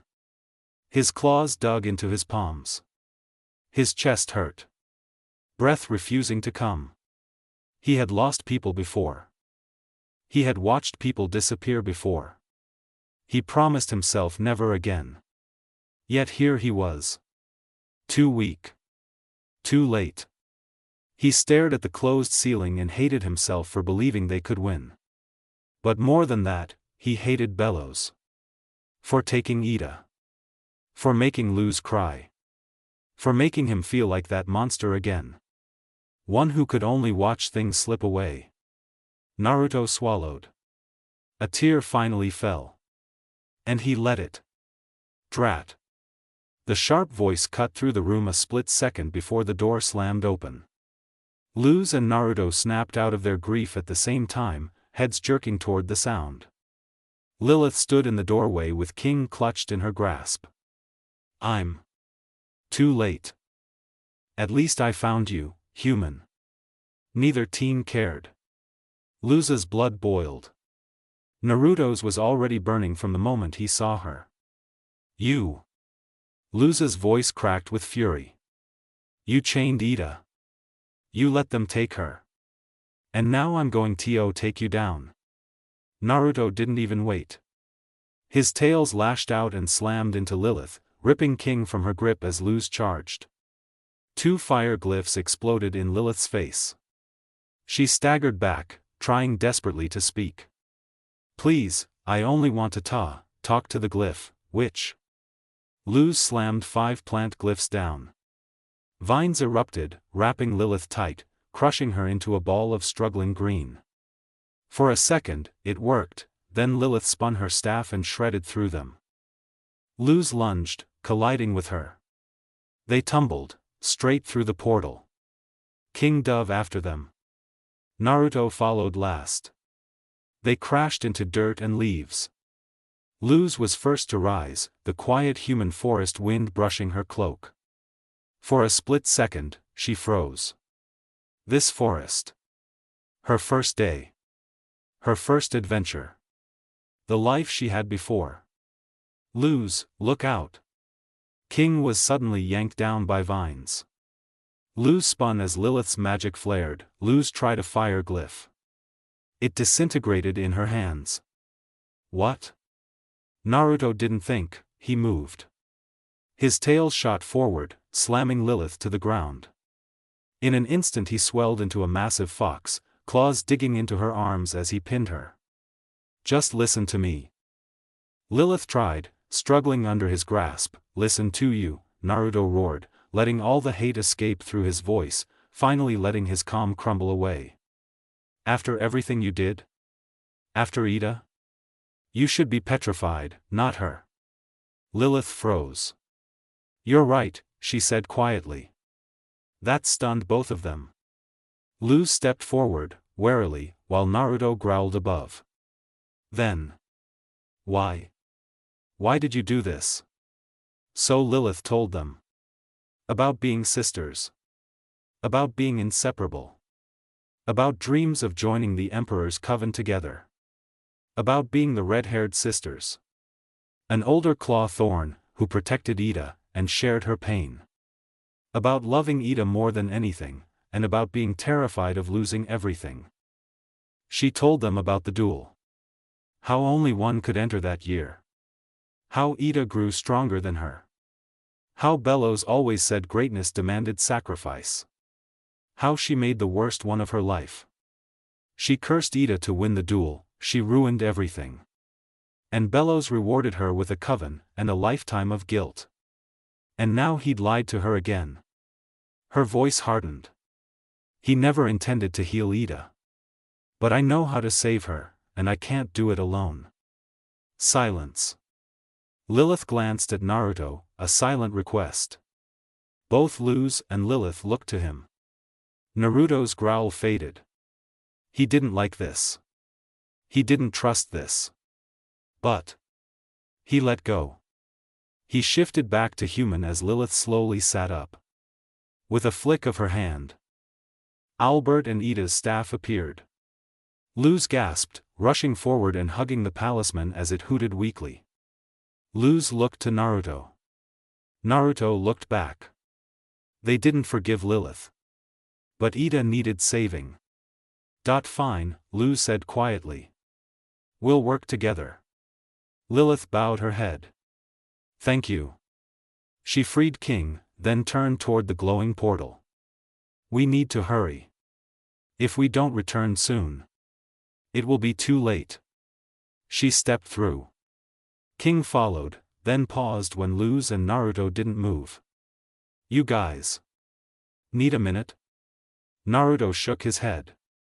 He was waiting for Luz. She stared at the forest. The blue sky. The sun. Home. So close. But not yet. She turned, breathing steady. I'm ready. Naruto nodded, but his brow furrowed. Be careful trusting her. And what Ida said about the portal. I've got a bad feeling. If Bellows wants it, that's bad news. If it comes down to choosing between the door and Ida. He hesitated, then firmed. Choose Ida. I've got a backup plan. Luz blinked, then nodded. They stepped toward the portal together. Luz vanished through first. Naruto lingered one last moment, staring at the human world. He didn't want Luz to lose either world. Destroying the portal wasn't an option. Not yet. He'd be ready. He stepped through, and the way to the human realm vanished behind them. Luz and King fell into step behind Lilith as she led them through the conformatorium. Her stride purposeful despite the tension hanging thick in the air. Somewhere along the way, Naruto slipped into the shadows, his presence fading as quietly as breath. He hadn't explained himself, but Luz knew why. Whatever he was planning, it was his trump card. She only hoped he wouldn't need it. She hoped, desperately, that they could free Ida without anything else going wrong. Things had already spiraled far beyond what she'd imagined. Too far. The deeper they went, the heavier the place felt. Not darker in light, but darker in feeling. The walls pulsed faintly with buzzing magic, old, warped, and invasive. Dark magic seeped into the stone itself, clinging to every surface like rot beneath skin. The air pressed down on her chest, carrying with it a low, suffocating sense of dread. They entered a vast chamber beneath the execution platform. Stone pillars rose high into the shadows, each flanked by towering golden statues, witches frozen in grand, agonized poses. Some were defiled, wrapped in thick, meaty tendrils of brown flesh that pulsed faintly, as if alive. The room felt less like a prison and more like the inside of something that was slowly digesting them. At the center hovered a large metal disc, wide enough to hold a dozen people. It floated slightly above the ground, suspended by a sluggish pool of dark goop that rippled lazily beneath it. "You can take this up to the stage where they're holding Idolin," Lilith said quietly, breaking the silence. Luz turned to her, forcing a smile she didn't quite feel. "Thank you, Lilith." Then her expression shifted, curiosity, and suspicion, creeping in. "What will you do now?" Lilith stopped. For a moment, she said nothing. Her gaze hardened as the weight of everything pressed down on her shoulders. "I will stay in the Emperor's coven," she finally said, exhaling slowly. Guilt colored every word. "I know it's what caused this in the first place. But only someone on the inside can make sure something like this never happens again." Luz blinked, then smiled again. This time, it was real. "That's good to hear," she said softly, relief threading through her voice. Lilith returned the smile, uncertain but sincere, and gave a small nod. After a beat, Luz turned back toward the platform. Her eyes swept the chamber once more, and a question formed. "Why aren't there any guards around?" she asked, glancing back over her shoulder. Lilith opened her mouth to answer, and screamed. A thick red tendril snapped around her leg and yanked her violently away. "Lilith!" Luz shouted, lunging forward, fingers just missing the witch's hand. Before she could react, a yellow tendril shot up and wrapped around King's torso, lifting him screaming into the air. "No, King!" Luz reached for him, but she was too slow. Both Lilith and King were dragged upward, pinned high against the far wall, suspended like trapped insects. Fire suddenly ignited below them. Twin pillars of flame flanked a grotesque, skull-like throne, where Emperor Bellows sat in still, terrifying calm, his staff resting loosely in his grasp. He turned his masked face toward Lilith. "Lilith," he said slowly, his voice dripping with cold disappointment. "You chose the wrong side." With a single tap of his staff, the tendrils tightened. Lilith and King were yanked higher, and phased straight through the wall. "No!" Luz cried, rushing forward, only for two small red arms to burst from the floor and clamp around her legs, holding her fast. "Ah," Bellows chided mildly. "I'd like to have a word with you, human." Luz glared at him, teeth clenched, fury burning through her chest. Lilith and King were thrown into Ida's cage moments later, landing hard as the bars slammed shut behind them. Ida tried to tear apart Lilith's, but King vouched for her. And as the petrification began, a slew of witches, chanting a spell to encapsulate three forever, the crowd that had been watching up until now, changed for their freedom. Below, Luz stood trembling, rage roaring in her ears. Now Lilith and King were taken too. By Bellows. This wasn't justice. This wasn't order. He wasn't an emperor. He was a tyrant. And without realizing it, Luz's voice joined the chant, stronger, louder. "Let my friends go," she snarled, eyes blazing as they locked onto Bellows. "Or else." She slammed Ida's staff into the ground. Owlbird hooted sharply, then shot into the air, swooping down in a blur of magic and wood. In one clean motion, he freed Luz. And the fight truly began. Luz hit the ground hard, momentum carrying her into a rough flip before she stopped herself with another violent slam of Ida's staff. This time, ice answered. Jagged spikes erupted from the point of impact, racing across the floor toward the Emperor, sharp and merciless, only to halt inches from his mask, frozen in place as if time itself had been commanded to stop. Bellows tilted his head. "Well then," he said lightly. The tone was almost pleasant. Almost amused. But beneath it slithered something cold and serpentine. The throne behind him melted away into shadow as his form dissolved with it. Before Luz could even inhale, he was in front of her. "I'll play your game." That was all the warning she got. Bellows lifted a single finger. It glowed faintly red. He flicked his wrist. Invisible force slammed into Luz, hurling her across the chamber and straight into the base of a towering statue. Stone shattered on impact, the massive figure groaning as it began to tip. Luz hit the floor hard, rolling as the ground trembled beneath her. She barely had time to look up before the statue cracked from top to bottom. The massive two-headed axe clenched in its stone grip tore free, crashing down where she'd been standing seconds earlier. Luz threw herself aside, heart pounding. No rest. The floor erupted. Earth spikes surged upward around her, boxing her in. She sprinted, breath ragged, terrain shifting beneath her feet like the ground itself was hunting her. A spike shot up on her left. She switched Albert to her free hand and slapped a fire glyph into existence, cleaving it apart in a sweeping arc of flame. On her right, massive red hands burst from the stone, clawing toward her. She ducked under them, skidding across the floor, freezing what she couldn't outrun with a sharp ice glyph that locked the hands mid-grasp. No time. Luz vaulted onto Ida's staff, lifting just above the spikes as they snapped at empty air. She twisted mid-flight, fire glyphs flaring in her grip as she aimed straight for Bellows. He stood there, waiting. Still. Watching her with an attention that made her skin crawl, like a predator studying prey that had already lost. Luz gritted her teeth and fired. Flame streaked toward him, and then the ground opened. A mouth split the floor where Bellows stood, massive and circular, ringed with jagged teeth. The fire vanished as the creature rose, swallowing his position whole.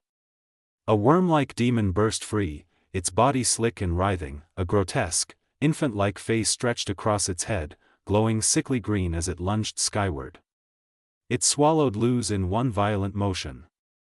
Her scream cut off. For a heartbeat, it looked like it was over.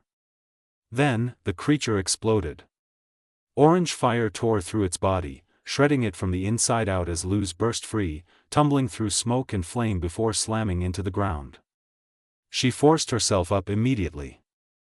She didn't let herself hope. Bellows was gone. But the feeling remained. That sharp, crawling sensation of being watched, of being measured, never left. Not for a single second. His voice slid through the chamber, everywhere and nowhere at once. "What's wrong, human? I thought you wanted to fight." Luz spun. Nothing. A shadow flickered behind her, gone. She clenched her jaw. This was bad. Worse than she'd imagined. He was stronger than Lilith. Stronger than anyone she'd faced. How could she ever? Red arms erupted from the floor and dragged her down, slamming her chest first into stone. The impact knocked the breath from her lungs. She gasped. Didn't get up. Bellows stepped out of the shadows and into view, slow and deliberate, as though he'd never moved at all. He looked down at her. There was no anger in his voice. No joy. No hatred. Only certainty. The sound of someone who was always 50 steps ahead. "Had enough?" he asked. Luz coughed, then smirked weakly, "Not even close." Her hand moved in a flash. Ice flared blue. A spike shot upward and struck Bellows cleanly, the impact forcing him to turn as part of his mask chipped away, just a sliver, but enough. Enough to prove something. Enough to change the air. Everything went quiet. No crowd. No magic hum. No movement. Then, Bellows laughed. At first it was low. Almost curious. Then it twisted, sharpening, anger bleeding into the sound as amusement died away. Emotion finally surfaced. And Luz wished it hadn't. "I like your spirit," Bellows said, his voice rough now, hate simmering beneath every word. He turned fully toward her. The crack in his mask was visible. Beneath it, a single glowing blue eye stared out, burning, inhuman, ancient. Luz froze. Then he stepped closer. "If you try that again," he said softly, "things won't end well for you." The arms holding her dissolved into the floor. She rose slowly. "I am merely a messenger of the Titan," Bellows continued, his voice smoothing out again. "In the grand design, the Owl Lady's life is inconsequential." Luz's glare hardened. Bellows stepped closer still. "But then you arrived," he said sharply. "If you wish to save your mentor, give me the portal to the human realm." Luz's breath hitched. "But that's my home," she whispered. Above them, the petrification machine continued its work. The crowd roared. Ida screamed.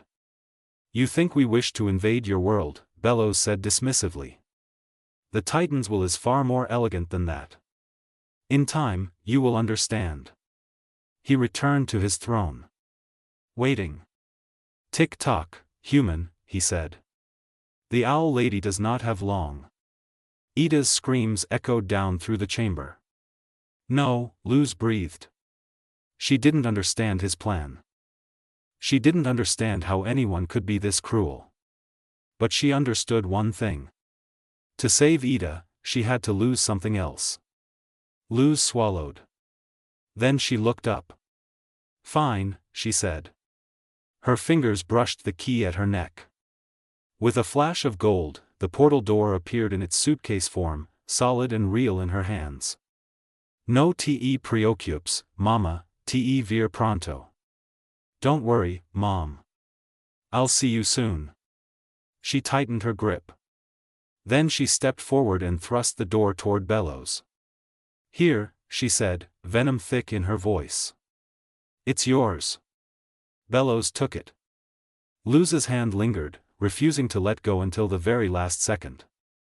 "The Titan will be pleased," he said. She stepped onto the platform Lilith had shown her, pulling her hood up as Bellows tapped his staff. The platform began to rise. "Go on," he called after her. "Go be a hero." Luz glared down at him. "I may have lost," she said, "but you forgot one thing." Bellows tilted his head, amused, "And what is that?" "A certain demon fox." The platform vanished into the ceiling before she could say more. Luz closed her eyes. She hoped Naruto's ace was enough. Because if it wasn't, she didn't know what would happen next. Bellows stood alone in the chamber. The platform had sealed shut above him, the echo of its ascent fading into nothing. The portal door rested in his grasp, solid. Real. Claimed. The Titan's will was moving exactly as intended. By all measures, victory was assured. And yet, the last thing the human had said refused to fade. A certain demon fox. Bellows's fingers tightened around his staff, just slightly. He had known the fox boy had entered with her. Had felt that foreign pressure the moment Naruto stepped onto the aisles, raw, ancient power wrapped in instinct and restraint. An anomaly. One Bellows had accounted for, watched carefully, charted like a distant storm. And then the boy had disappeared. Still, Bellows dismissed the unease. Even if Naruto attacked now, here, of all places, what could a feral creature truly do to undo what had already been set in motion? The thought barely finished forming, when the air moved. A breath. Deep. Massive. Deliberate. It wasn't spoken. It wasn't a spell. It was an exhale. The chamber responded as if struck by pressure itself. Banners shuddered. Dust lifted from the stone floor. The golden statues groaned, ancient joints protesting as if something vast had stirred nearby. Bellows went still. From the shadows behind the pillars, Naruto breathed again. Slower this time. The wind that followed carried weight, chakra so dense it pressed against the walls, against Bellows's skin, against the magic woven into the conformatorium itself. Not wild. Not frantic. Focused. That's probably what he's thinking. Naruto realized distantly, what could I possibly do? He had never tried this. Not like this. Naruto knew Bellows was strong. Stronger than Lilith. Stronger than Ida. Stronger than any which he'd faced on the Isles, perhaps the strongest of them all. But from their first encounter, Naruto had noticed something else. Bellows was a planner. And planners, no matter how brilliant, always underestimated what couldn't be neatly measured. Naruto inhaled again. This time, the breath carried fury. Hatred poured into it, old wounds and fresh grief braided together. The helpless rage of watching chains close around family.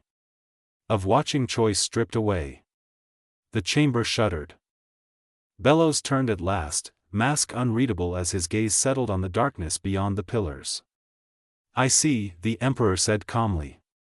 So that's where you went. The shadows parted. Naruto stepped forward, and the darkness broke around him. He was no longer human.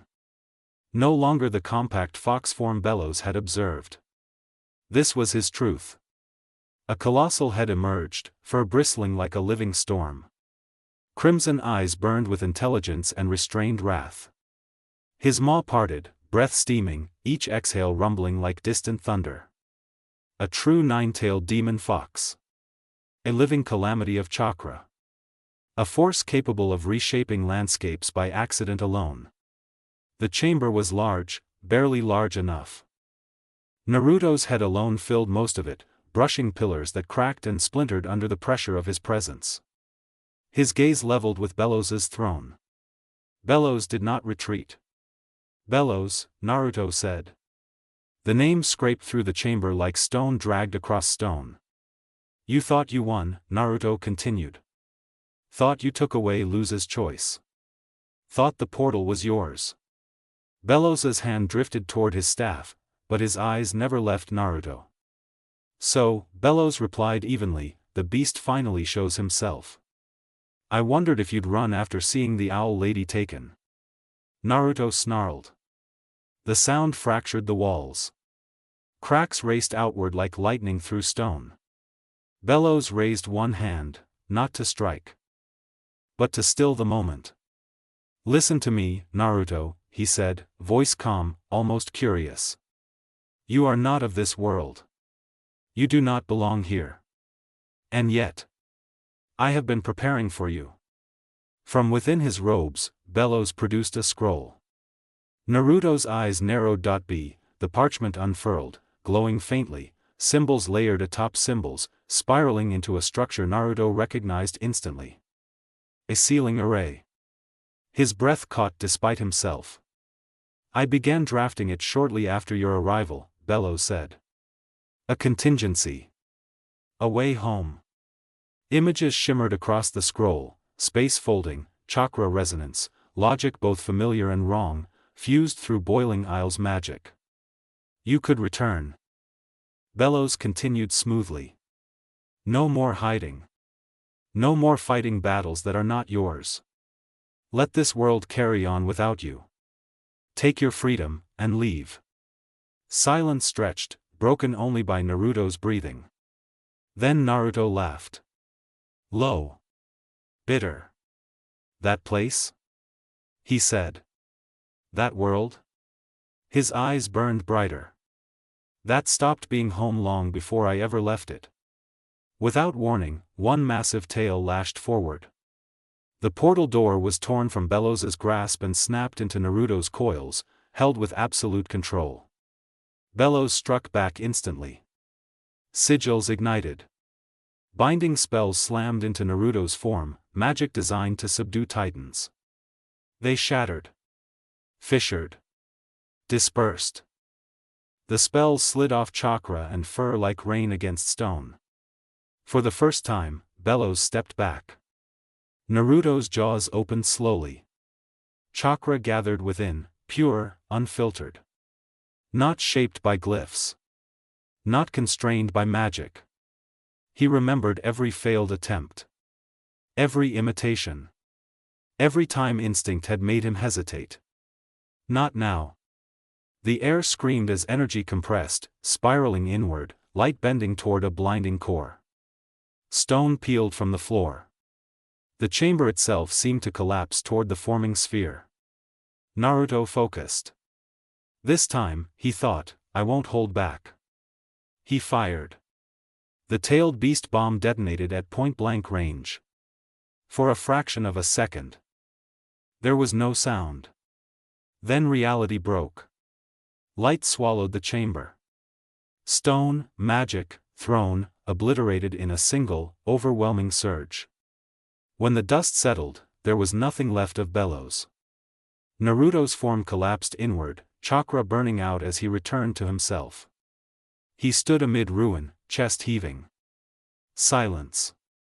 It worked. Relief hit sharp and dizzying. Then he saw it.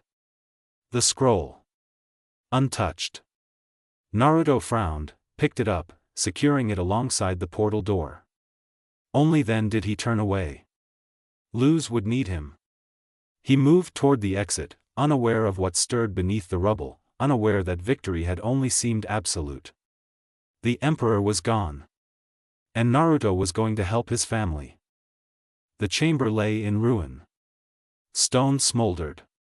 Pillars lay shattered.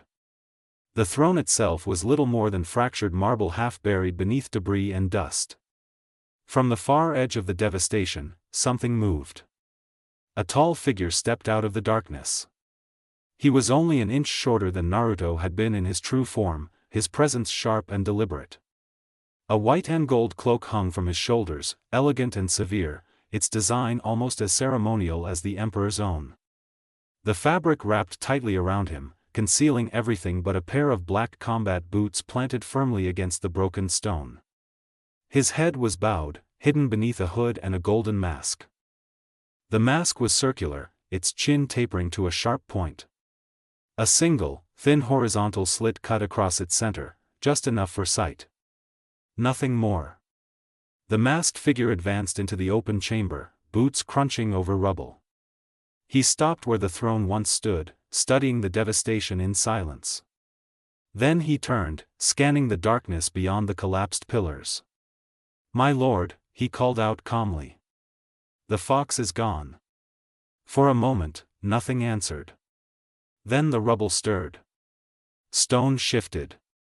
Dust fell away. A hand emerged from the debris, pale, shaking slightly, but whole.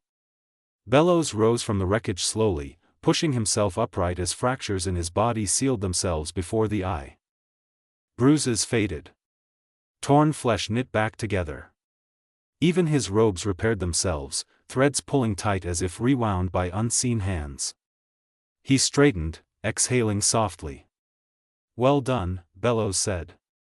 The masked figure immediately bowed low, cloak pooling at his feet. "I couldn't see the purpose," the Golden Guard admitted. "Why feign your death? The victory was already secured." Bellows stepped free of the rubble, brushing dust from his sleeves. "The plan diverged," he replied. "The fox boy was unforeseen. I did not anticipate such force." The Golden Guard lifted his head slightly. "And the portal door?" he asked. "The sealing array?" Both were vital, cornerstones of the Day of Unity. "Unless," he added carefully, "that is no longer what the Titan desires." Bellows shook his head. "You are still so naive, my apprentice." He turned, gazing toward the shattered ceiling where Naruto had vanished. "I miscalculated once," Bellows said. "I will not repeat that error. We know where the portal is. We know who carries the seal. And the fact he carries it even now, means a seed has been planted, a pawn moved. Either way, they can be reclaimed at any time. Bellows' eyes gleamed behind his mask. For now, patience is required. The Golden Guard hesitated. Then. This was not the original course. No, Bellows admitted. I had not intended to enact this version. The Golden Guard straightened slightly. What version, my lord? Bellows clasped his staff. For the Day of Unity, he said, everything must be positioned precisely. There are preparations yet to be made. Measures that cannot be revealed to the masses. He turned back to his apprentice. It is best, Bellows continued, that the Boiling Isles believe me dead. The Golden Guard stiffened. And you, Bellows said calmly, will take my place. The masked figure recoiled half a step. My lord, I am not worthy of such a role. Bellows approached him, placing a steadying hand on his shoulder. You are exactly what the Isles need to see, Bellows said gently. A symbol.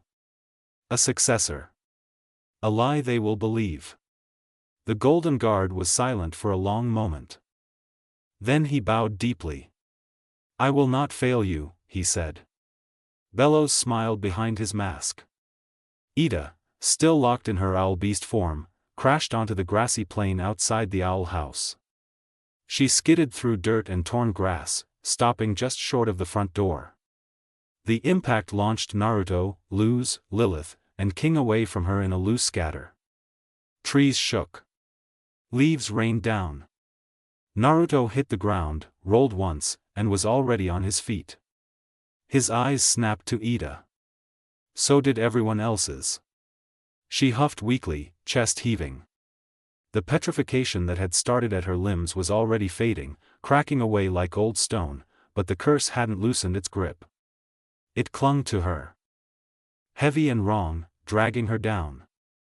Naruto moved before anyone spoke. He was at her side in a heartbeat, bracing her shoulder and lifting just enough to ease the pressure on her lungs. Her breathing steadied, still rough, but no longer panicked. Easy, he muttered, voice low. That's it, breathe. Luz scrambled up next, already halfway to the door. Don't worry, Ida. I'll grab some elixir and, no, human. Lilith's voice cut through the night. Not sharp. Not commanding. Broken. No amount of elixir can heal her now. Naruto's grip tightened slightly, not enough to hurt, just enough to remind himself Ida was still there. Still solid. Lilith stepped closer. Naruto tracked her automatically, shifting his stance just a fraction, between her and Ida. Not threatening. Just present. Lilith noticed. She stopped, then slowly knelt. Oh, Ida, she whispered, cupping her sister's face. I should have done this a long time ago. Ida cracked one eye open. Wow, she rasped. Starting with guilt? Bold choice. Lilith almost laughed. Almost. She pressed her forehead to Ida's. With this spell declared, she murmured, let the pain be shared. Naruto caught the words immediately. His ears flicked.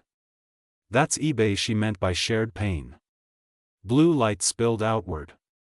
Naruto stepped back instinctively as the glow intensified, the air thickening with magic that wasn't violent, but wasn't gentle either. The sisters lifted from the ground, light blooming brighter and brighter until their shapes blurred into white silhouettes. King clutched Luz's sleeve. Is this supposed to? Yeah, Naruto said quietly, eyes never leaving them. Probably. The glow peaked, then softened. Feathers unraveled into light.